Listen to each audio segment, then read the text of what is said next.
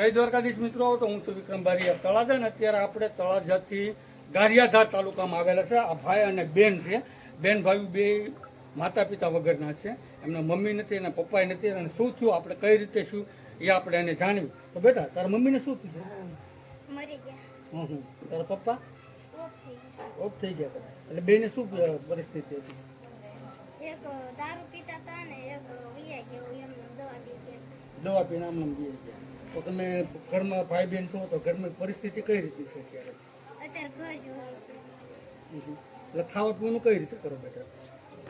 કોઈ અમને દાડીએ નથી લઈ જતા કે બધા આડોશી પાડોશી દે ખાઈ પાડોશી તમને જે ખાવ છો તમે બરોબર. તો અત્યારે તમારે વધારે શું મદદની જરૂરિયાત છે? ઘરની ઘર બનાવ્યું છે. તો અત્યારે છે ને તમારી માટે આ 2-3 મહિના ચાલે ને એટલું કરિયાણું મોકલાવ્યું છે. પિયુષભાઈ બાબુભાઈ કાકડિયા, જે પાણીયા ગામ છે અને પાણીયા દેવ ગામના છે અને હાલ અમદાવાદ રહે છે. એના તરફથી તમને આ કરિયાણું મોકલું એને તમે શું કહેશો? મળ્યું તો તમે રાજી છો ને? હા એની રાજી તો તમારે કરિયાણું ક્યાં મૂકવું ને કઈ રીતે મૂકવું એની તમારી પાસે પ્રોબ્લેમ છે. કારણ કે તમારી પાસે રહેવા સારું ઘર નથી. તો કઈ જગ્યાએ મૂકવું એ તમને તકલીફ પડે છે. તો અત્યારે તમને આ કરિયાણું મળ્યું તો તમે હાથે રાંધીને ખાઈ શકશો? હા એમ તો થોડા રોટલા આવડે છે એટલે રાંધી ખાઈ. થોડા રોટલા બનાવતા આવડે છે? બહુ ખાસ નથી આવડતું બેટા બનાવતા? બીજું કોઈ બનાવે? નહીં હું એક જ બનાવું. એક જ બનાવો. તો ભાઈ બહેનને તમે કોઈ કામે નથી લઈ જતું? નહીં તમે કેટલું ભણ્યા અત્યારે? અમે ભણ્યા જ નથી. ભણ્યા જ નથી કોઈ? દાખલો બાકલો કોઈ વસ્તુ?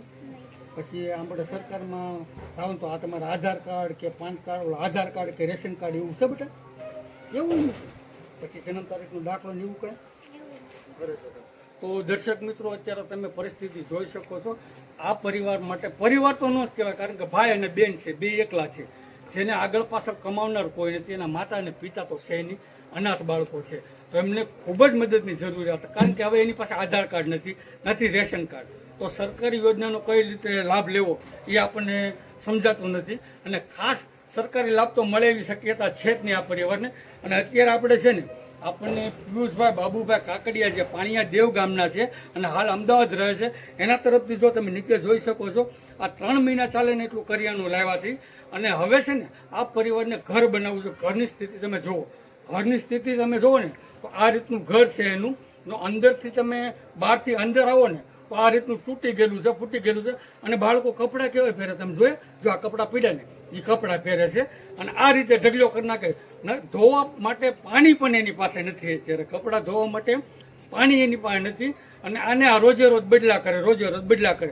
ક્યારેક એવું કાંઈક નેર બેર આવ્યું હોય ને ક્યારેક તળાવ મળ્યું હોય તો એ લુગડાને એવું ધોય. એ તમને કોઈ 3 મહિના લુગડા ધોવે. અને આ બંને બાળકોને ખૂબ જ મદદની જરૂરિયાત છે.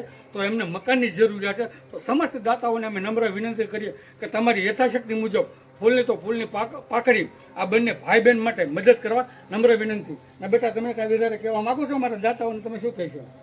અમારે ઘરની જરૂર છે. બીજું ઘરની જ જરૂર છે.